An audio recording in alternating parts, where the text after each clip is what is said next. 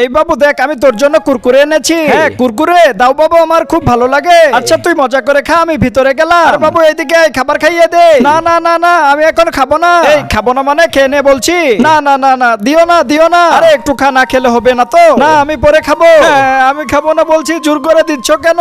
যত দোষ তো তোর বাবা। এই রমেশ বাইরে আয়, বাইরে আয় তো। কি হয়েছে মা, ডাকাডাকি করছো কেন? তুই দোকান থেকে মজা কেন কিনে এনেছিস? এই জন্য তো ওই বাড়ির খাবার খেতে যাচ্ছে না। আরে ও তো ছোট পোলাপা, কুরকুরেটা আমাকে দাও। এই নে তোর কুরকুরে, আর বিকেল বেলা তুই খাবারটা খেয়ে নিস। না আমি খাবো না। ওর আবার কি হলো, খাবারটা ফেলে দিয়ে চলে গেল কেন? পরে কি হলো সেটা দেখার আগে তুমি যদি মহান আল্লাহর এই সুন্দর ছবিটাকে ভালোবাসো, তাহলে ভিডিওতে একটা লাইক করে চ্যানেলটা সাবস্ক্রাইব করে দিবে। আর অবশ্যই কমেন্টে মহান আল্লাহর সুন্দর নামটি লিখে যাবে। আর যদি লাইক সাবস্ক্রাইব না করো তাহলে বুঝে যাবো তুমি আল্লাহকে একটুও ভালোবাসো না। দাও দাদিমা, আমাকে খাবার খাইয়ে দাও। এতক্ষণ ধরে বোঝাচ্ছিলাম তোকে, তুই তো বুঝলি না। এখন ঠিক চলে এসেছিস। ঠিক আছে তুই খাবারটা খেয়ে নে। দোকানের খাবার খাওয়া তো একদমই ভালো না। এখন তো যত দোষ নন্দ ঘোষ, আমি তো বাবুর ভালোর জন্যই নিয়ে এসেছিলাম। যাক কোনো ব্যাপার না, ও যে বাড়ির খাবার খাচ্ছে এটা দেখেই তো অনেক ভালো লাগছে।